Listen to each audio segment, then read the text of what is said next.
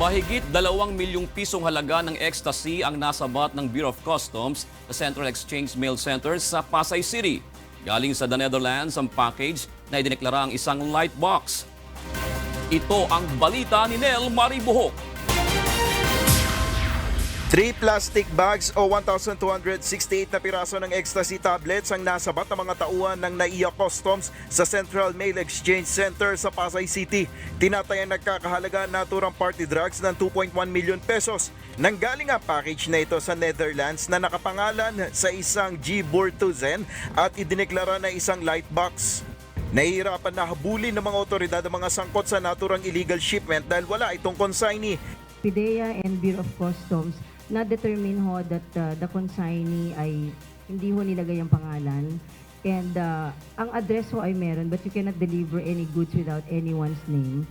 Hinala ng NAIA Customs, posibleng trial package lamang ito. Kabilang ang party drugs na ito na mahigpit na minomonitor ng mga otoridad, gaya na rin ng naging utos ni Pangulong Rodrigo Duterte. Potential risk niya po is yun nga po yung cardiac arrest at sa overdose. Minsan yung mga umiinom po, hindi nila alam yung bad effects nitong ecstasy. Natuklasan ng ecstasy party drugs na dumaan ang package sa x-ray at masusing investigasyon ng customs personnel. Tinurn over na ng NAIA Customs sa Philippine Drugs Enforcement Agency ang naturang illegal na droga. Samantala, kagabi ay naharang naman ng Bureau of Customs ang pagpapasok ng isang pasahero ng mga endangered species. Ang pasahero ay nanggaling sa Bangkok, Thailand at dumating sa NAIA Terminal 2. Dumaan sa x-ray machine ang mga bagahe nito at nakita na may mga buhay na hayop sa loob ng bagahe. Agad na binuksan ito at nakita ang mga iguana at bearded dragons. 56 na iguana ang natagpuan at nakalagay ang bawat isa sa medyas. 6 dito ang nakitang patay na. Walang kaukulang permit ang taong nagpasok dito kaya agad na hinuli. Pwede naman lang bilhin yan sa Bangkok. Provided na yung nagbebenta are authorized to sell. So kung mailalabas sila, pwede silang kumuha ng tinatawag na export permit. Dagdag pa nito, mahigpit rin ang batas sa bansa ukol sa pag-aalaga o pagdadala ng mga itinuturing na mga endangered species. Ang naturang iguana ay naibebenta ng hanggang 35,000 pesos sa black market, samantalang 25,000 pesos naman ang kada bearded dragons. Nasa kustodiya ngayon ng BOC ang taong nagpasok nito at inihahanda na ang mga reklamong isasampa laban dito. Nel Maribuhok, UNTV News and Rescue, Pasay City. Iginiit ng Commission on Human Rights na suportado nila ang pinaigting na kampanya kontra illegal na droga kung ito ay naayon sa rule of law at hindi magreresulta sa pagkawala ng buhay. Ayon kay CHR spokesperson, Attorney Jacqueline De Guia, noon pa man ay suportado nila ang campaign against illegal drugs pero tinututulan nila ang paraan ng pagsasagawa nito ng pamahalaan. Ayon kay De Guia, ang banta ng Pangulo na papatayin ang mga sangkot sa illegal na droga ay maaaring pakahulugan na isang direktiba upang hindi isaalang-alang ng state agents ang due process. Umaasa ang CHR na muling pag-aaralan ng pamahalaan ang War on Drugs campaign nito at isasaalang-alang ang rule of law, due process at paggalang sa karapatang pangtao. Nanindigan ang Malacanang sa no ransom policy ng pamahalaan kasunod ng panibagong banta ng teroristang grupong Abu Sayyaf. Ayon kay Presidential Spokesperson Salvador Panelo, ginagawa ng pamahalaan ang lahat ng paraan upang mailigtas ang mga natitirang bihag ng ASG na isang Malaysian at 2 Indonesian. Naglabas ng panibagong video ang ASG na nagbabantang papaslangin ang mga bihag nito kung hindi magbabayad ng ransom. Nanindigan ng palasyo na di susundin ang kagustuhan ng mga terorista dahil magpapalakas lang ito sa kanilang kapasidad na makagawa pa ng mga criminal activity. Desidido rin aniya ang militar sa paghabol at pagsugpo sa teroristang grupo. Tulong muna bago balita!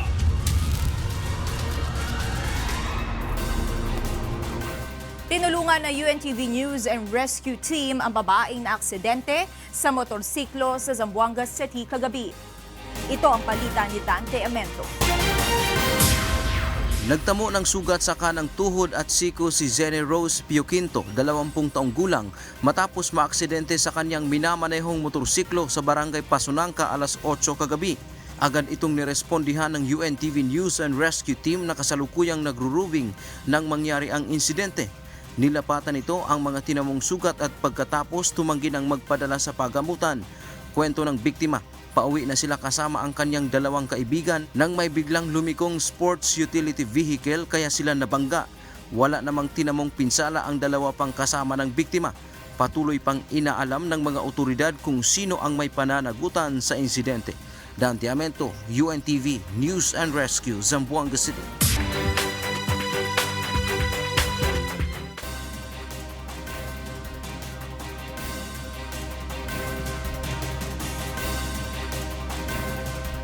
Hiwalay na anti-illegal drug operations sa General Trias, Cavite. Ilan sa naaresto ay construction workers na naaswang gumagamit ng ipinagbabawal na gamot. Ito ang balita ni Benedict Sanchez. Makikita sa surveillance video ng General Trias City Police ang aktwal na paggamit ng illegal na droga ng 3 construction worker sa isang subdivision sa Barangay Buenavista 1, General Trias City kahapon. Ito ang naging hudyat upang salakay ng mga otoridad ang pinagagawa ang bahay ng mga sospek bandang alas 4 ng hapon kahapon. Dito na arestong 3 na kinilalang sina Darvin Patricio, Roger Alabi at ang foreman na si Ramil Bombeta. Nasa 6 na pakete ng hininalang shabu ang nakumpiska mula sa kanila. Very alarming ito dahil itong manggagawa na ito habang sila ay nasa trabaho ay hinahaluan nila ng illegal na activity, particularly yung paggamit ng illegal na droga. Ayon kay General Trias City Police Chief Paul Bomitibo, naalarma sila dahil posibleng makabawas sa kalidad ng ginagawang bahay kung ang mga karpintero nito ay nasa impluensya ng illegal na droga.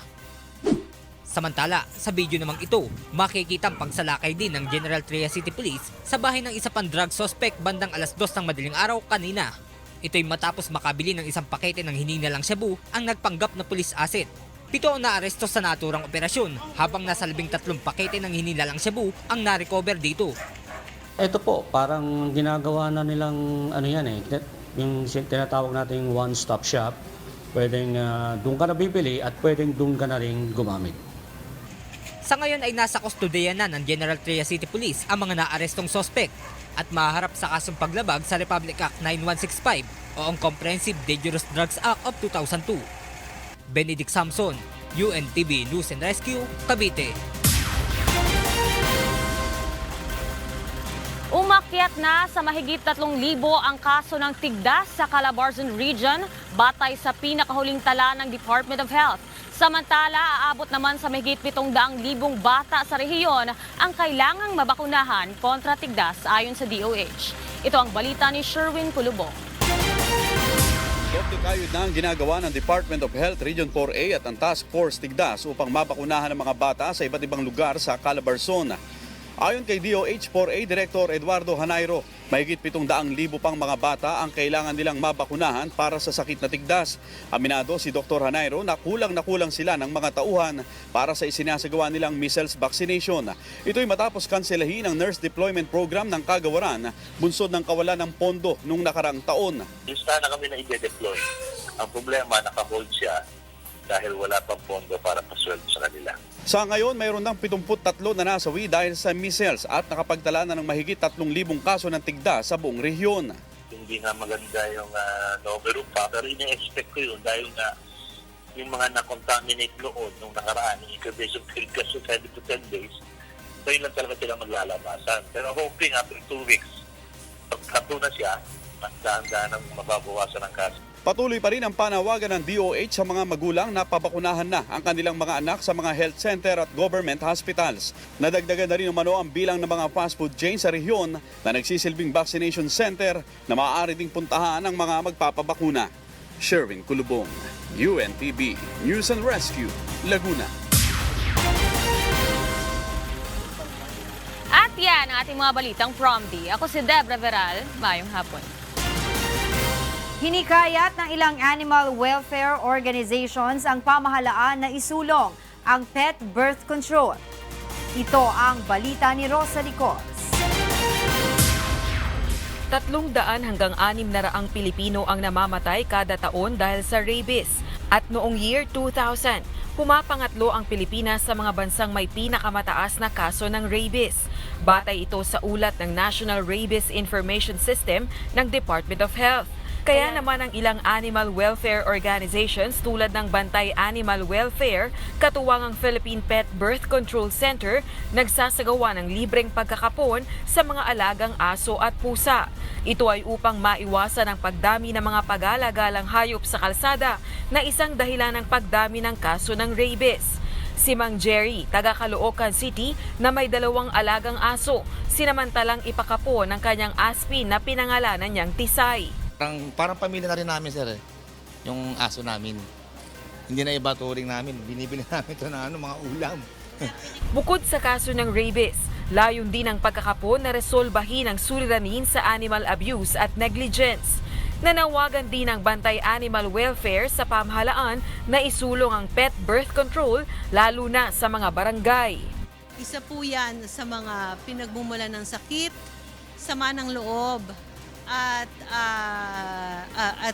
hindi po at kaguluhan po dito sa ating kapag marumi, kapag marami po mga stray na animals. So panawagan po namin, sana po magkaroon tayo ng mga programang katulad nito na manggagaling mismo sa ating mga pamahalaan at sa ating mga mambabatas at sa mga LGUs.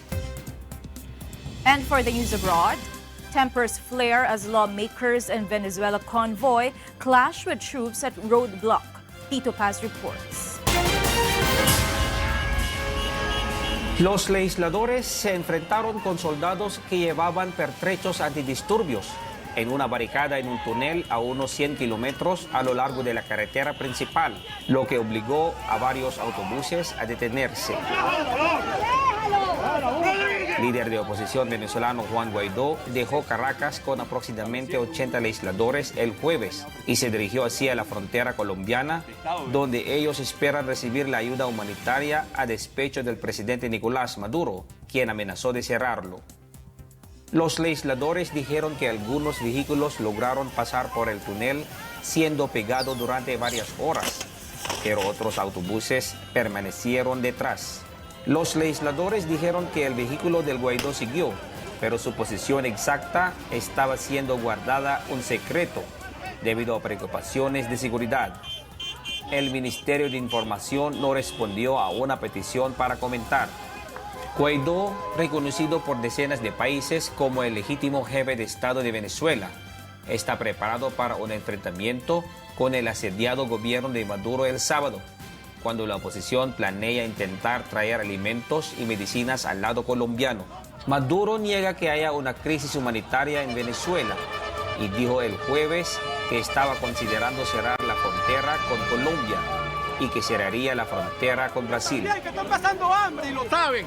¿Cómo van a estar? El gobierno ha dicho que los soldados estarán estacionados en los puntos de cruce para repeler cualquier violación territorial.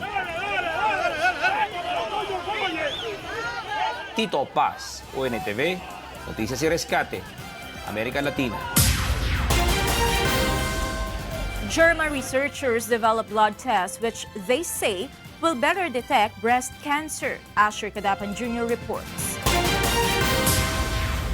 German researchers from Heidelberg University Hospital said they had developed the first marketable blood test to detect breast cancer, calling their finding a milestone in diagnosing the disease. Christoph Sahn, the hospital's managing medical director, said that while no test existed to determine whether someone was ill or healthy, the liquid biopsy procedure was non-invasive and could determine whether there is an indication for an illness or not. According to Sahn, the blood test, which will be marketed later this year, is not meant to compete with conventional mammography, an ultrasound, or an MRT scan. Rather, he said there are completely different methods to discover whether a woman was suffering from breast cancer. The diagnosis, Sahn said, was made mainly via blood. In the end, it's about liquid biopsy. Liquid biopsy means we are trying to get a diagnosis via body fluids, mainly blood, to prove certain parameters which correlate to cancer. According to the hospital, breast cancer is the most common form of cancer among women in Germany, saying in 2018, around 70,000 women were diagnosed with it. In a written statement, Sahn and the team of researchers claim that if detected early, there is a 95% chance that the cancer can be cured. Asher Kadapan Jr., UNTV News and Rescue. A giant tortoise that was thought extinct for 100 years turns up in the Galapagos Islands. Nina Armilio reports. Ecuador discovered a giant tortoise that was believed extinct 100 years ago in the Galapagos Islands, a find that paves the way to recover the species with a captive breeding plan. The tortoise of the Chilonoidis fantasticus species from Fernandina Island, one of the youngest and pristine of the Galapagos archipelago, was found in a thicket of vegetation on Sunday by a joint expedition between the Galapagos National Park and the Galapagos Conservancy. The tortoise found is an adult female that possibly exceeds 100 years and was transferred to a breeding center for surveillance. It is perhaps the most important discovery in the last century. Let's remember that the species of Fernandina tortoise was considered extinct a little over a century ago due to volcanic activity. Giant tortoises, which can reach some 500 pounds, are among the famous creatures of the Galapagos Islands. Authorities believe that the existence of more copies of this type in Fernandina is possible because they found tracks and excrement in other areas of the island. They will also carry out genetic studies to confirm again that the tortoise found is of the Fernandina Island species. Creemos que tenemos que armar una nueva expedición. We believe that we have to put together a new expedition to return to the site and rule out if there is another individual of the same species. Hopefully this will happen. That will find more female individuals and hopefully males to immediately start a breeding program in captivity for this species here in Santa Cruz in the breeding center, and in the future have a healthy population of the Chilonoidis fantasticus species back in Fernandina. The last living specimen of the Chilonoidis fantasticus tortoise was sighted in 1906 and is one of the dozens of tortoise species that inhabit the Galapagos.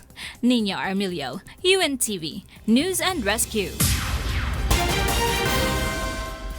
Meanwhile, in sports, Paris will offer 4 sports to be included in the 2024 Olympic Games, including breakdancing. And George St. Pierre announces his retirement from the sport of MMA. Details in this report. Breakdancing will become an Olympic sport in 2024 if the International Olympic Committee backs the inclusion of 4 sports proposed by the Paris Olympics organizers. The Paris 2024 Organizing Committee said the 4 sports, including surfing, skateboarding, and sport climbing, would reflect the French capital's identity and help take the games out of stadiums and into the streets. Olympic Organization Committee President Tony Estanguy said the proposal will bring something completely new, which again makes it possible to reach a new target. The organizers said they wanted to deliver games that were in keeping with the times and inspire new audiences and attract young people, and which can be played anywhere and anytime in urban and other environments. Breakdancing, a physical form of street dance often set to hip-hop music, had appeared at the 2018 Summer Youth Olympics in Buenos Aires. Dancers had participated in battles, a breakdancing jargon for one-on-one dance matches, and were scored by judges. George St. Pierre, a 2-division champion in the Ultimate Fighting Championship and one of the most popular mixed martial arts fighters of all time, announced his retirement from the sport on Thursday. The 37-year-old Quebec native, who last fought in 2017, put mixed martial arts on the map in Canada during a career in which he was widely considered the greatest welterweight champion of all time. St. Pierre announced his retirement at a news conference in Montreal and leaves the sport with a 26-2-0 mark and on a 13-fight winning streak. He also holds the UFC record for the most 170-pound title defenses at 9. Yet today, everybody knows it's not a surprise. I announced my retirement. There's no tears. I'm very happy to do it. It takes a lot of discipline, though, to retire on top. It was a long process in my mind, but it's time to do it. Only a few people have done it, and I always said that I want to retire on my own and not be told to retire. So it takes disciplines, and in combat sport and full contact sport, that's how you should retire. You should retire on top, and that is very hard to do. And I'm happy I had the discipline and the wisdom to do it. Meanwhile, let's take a look at the traffic situation in some parts of the globe. In Hainan, China, there is light traffic in Sanya. Shown in the video on the left is Dadong Hai Road going to Dadong Hai Bay, and the one on the right is the Yulong Road going to Beauty Crown Exhibition Center. In Western Australia, moderate traffic is being experienced in Kwinana Freeway in Calburn going to Perth. The opposite lane going to Mandurah is light.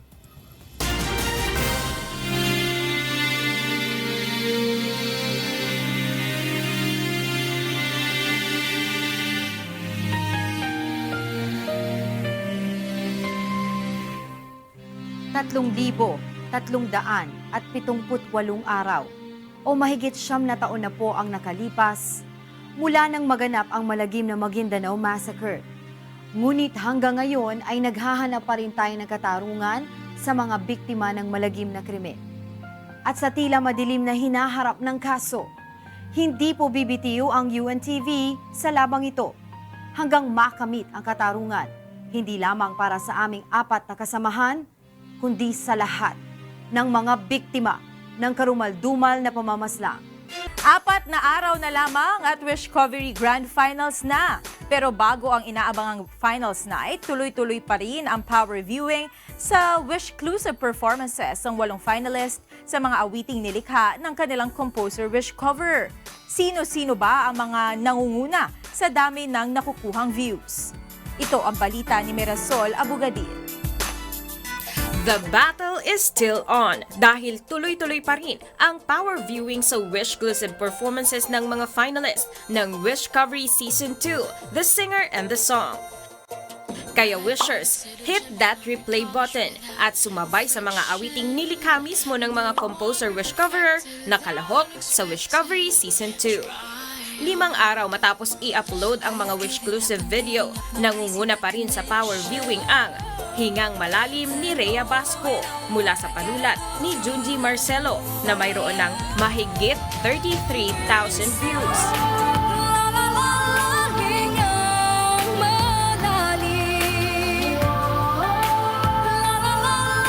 Humahataw din sa power viewing ang likhang awit ni Moy Ortiz na I Am the Singer and This Is My Song at binigyang buhay ni Wishcovery Paula Guevara. Mayroon na itong mahigit 27,500 views. I am a singer and this is my song. My life is in you. Mayroon namang mahigit 27,200 views ang awit Naggising Kabataan ni Tweety Salas na sinulat ng kanyang coach na si Noel Cabangon.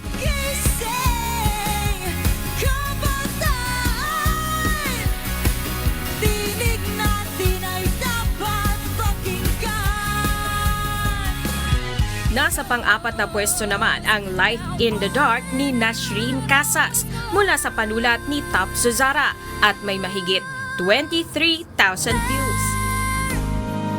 There is a light in the dark. It's flickering deep in your heart. Hindi naman nagpapahuli ang likhang awit ni composer Wishcoverer Boy Christopher na Alamat na inawit ng powerhouse mula sa Mindanao na si Angelica Bermoy. Mayroon na itong mahigit 21,000 views.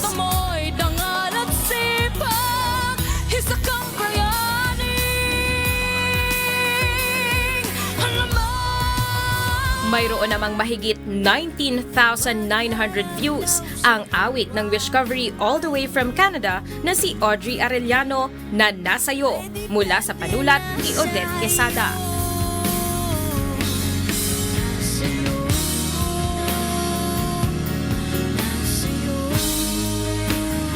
Sinusundan naman ito ng Ang Sakit-Sakit Naman ni Ana Marie Ginsisana mula sa panulat ni Venny Saturno na mayroon ng mahigit 15,600 views.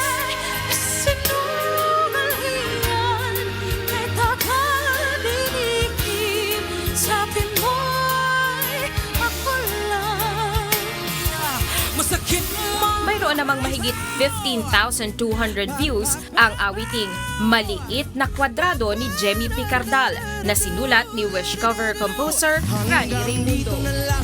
Tayo sa maliit na kwadrado na titinginan buong gabi, magkaharap ngunit di mag-abot. 3 araw na lamang ang nalalabi bago matapos ang power viewing sa February 25, alas 12 ng tanghali. Ang resulta ng power viewing ay 25% ng magiging final score ng mga Wishcovery finalists. Gaganapin naman ang final battle ng mga kalahok sa February 26, alas 7 ng gabi sa Araneta Coliseum. Mirasol Abugadil, UNTV, News and Rescue. Sa mga naghahanap ng mapupuntahang lugar sa labas ng bansa, isama na sa inyong listahan ang bansang Japan. Papasok na ang spring season sa Japan at isa sa atraksyon dito ay ang cherry blossoms na talagang dinadayo ng mga turista. Binisita ng UNTV News ang Shizuoka Prefecture upang masilayan ang pinakamaagang pamumukadkad ng cherry blossom trees sa bansa. Ito ang balita ni Ryuji Sasaki. Nagsisimula ng maramdaman ang pagpapalit ng klima sa Japan, kaya naghahanda ng mga mamamayan sa pagsisimula ng spring. At during springtime sa Japan, isa sa pinakaabangan ng sikat na sakura o kilala sa tawag na cherry blossom. Kahapon, bimahe ang UNTV News team sa Japan patungong Kawazu City, Shizuoka Prefecture para personal na makita ang pinakamaagang pamumukadkad ng cherry blossom trees sa bansa. Nasa 850 na puno ang makikita sa magkabilang panig ng Kawazu River. Dinarayo na ito ng mga local at visitor at namamangha sila sa maagang pamumukadkad ng mga cherry blossom. It was so beautiful. We were able to see the sakura and the rape blossoms at the same time. I was glad because the weather was also nice. It was nice coming here at this good time. It's our first time seeing sakura, and it was beautiful. We live in Yokohama in Kanagawa Prefecture. Yes, we came here for hanami and drink sake. We came here from Tokyo to see sakura. It was so pretty. It was awesome. Also, it's very rare that sakura blooms in this kind of season. We came here from Tokyo to see sakura. It was so pretty. It was awesome. Also, it's very rare that sakura blossoms in this kind of season. Sa Tokyo, asahan ng sa late March o early April magsisimula ang Cherry Blossom Festival. Sa ganitong season, ginagawa ang hanami o ang cherry blossom viewing kung saan magkakasama ang mga magkakaibigan, pamilya, magkakamag-anak at maging magkakaopisina. Ryuji Sasaki, UNTV News and Rescue, Tokyo, Japan.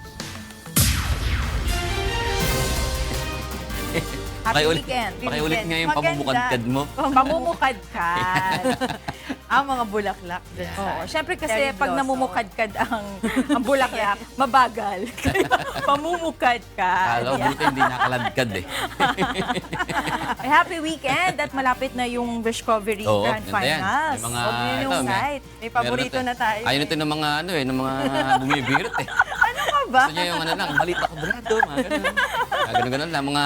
Basta wag din nakakalimutan Suwabe. mag-power view dun sa kanila Oo, mga paboritong singer. Okay, ito, pagka napanood mo yung power viewing, talaga naglalabanan. Malalapit Mm. views. So good luck. Alis na ako, power view na ako eh. Kadkarin mo na, sige. At yan po ang naging kabuuan ng ating balitaan ngayong gabi. Aming inilahad ang buong katapatan kung paano namin nasaksihan. Kayo'y makapagtitiwala ng aming nakita at narinig, ang aming ibinabalita. Magandang gabi po.